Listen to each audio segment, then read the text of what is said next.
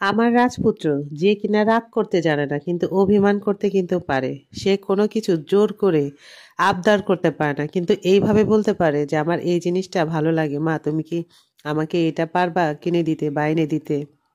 আমি ওকে কখনোই এই পর্যন্ত বড় হয়েছে যতটুকু পর্যন্ত কখনো কোনো কিছু নিয়ে জোর করতে দেখি নাই। মার্শাল্লাহ মার্শাল্লাহ। আর এইখানে কাকে কেক খাওয়াই দিচ্ছে জানেন? তার দাদিকে, যার সাথে তার সাপে নেউলে সম্পর্ক।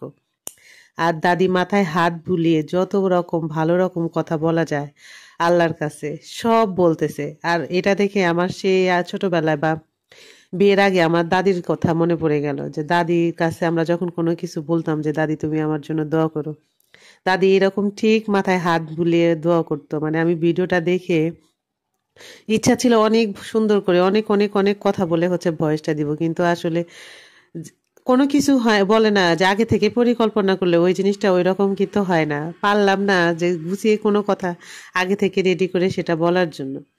তো আমার ছেলে ছোট থেকেই বেশ আঁকিবুকি করে, মানে খুব ভালো যে আঁকা আঁকি করে তা না, তবে তা আর কালার পেন্সিলের প্রতি খুবই নেশা।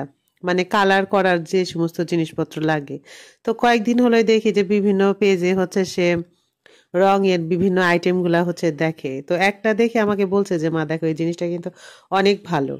তো প্রাইস একটু বেশি দেখে সে আর আমাকে বলে না এই যে মা তুমি আমাকে এটা কিনে দিও। তো আমি ভাবছি যে এটা ওকে আস্তে ধীরে একটা সময় কিনে দিব, আসলে কিনে দিব, তবে এখন না। তো ওর দাদি একটা ওকে বেশ সুন্দর একটা কালার পেন্সিল কিনে দিছে, মানে রং করার।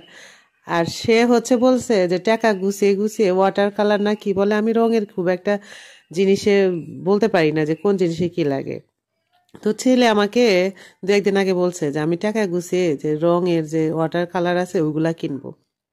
তো ভাবলাম যে এই তো সুযোগ, ছেলের যেহেতু জন্মদিন হালকা পাতলা কিছু দিতেই হয়। তো ছেলের যেটা শখ সেটাই কিনে দেই। তো ওটা কিনতে গিয়ে দেখলাম যে আরো টুকিটাকি বেশ ভালো ভালো জিনিস যেগুলো ওর প্রয়োজন, মানে ওর আঁকিবুকির জন্য না, মানে ওর পড়াশোনার জন্য প্রয়োজন, তো ওগুলাও কিনে দেই। তো সেইগুলা কিনে দিলাম, ছেলে তো দেখে আবার ভীষণ খুশি, মানে খুবই পছন্দ। দেখলাম যে এক কাজে আমার অনেক কাজ হয়ে গেল। যাক, সারাদিন আমরা যে যার যার মতো করে কাটাইছি। মানে আমি আর ইস্তাকে দাদিমা একটা কাজে সেই সকালে বের হয়ে গেছিলাম, রাত্রে আসছি। তো ছেলেকে দেখলাম যে এই জন্য একটু মনই খারাপ করছে, যে আমার আজকের জন্মদিন আর তুমি আর দাদিমা আমাকে রাইখা এমন জায়গায় গেলা যে সারা দিনের জন্যই চলে গেলা, সারাদিন তোমাদের সাথে দেখা সাক্ষাৎ হলো না।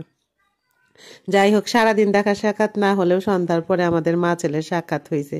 সারাটা দিন আমার অনেকবার আমার ছেলের কথা মনে পড়ছে। আমার ছেলে বলে যে মা, আমার বিপদেও যেরকম তোমাকে সবসময় পাশে লাগে, সেরকম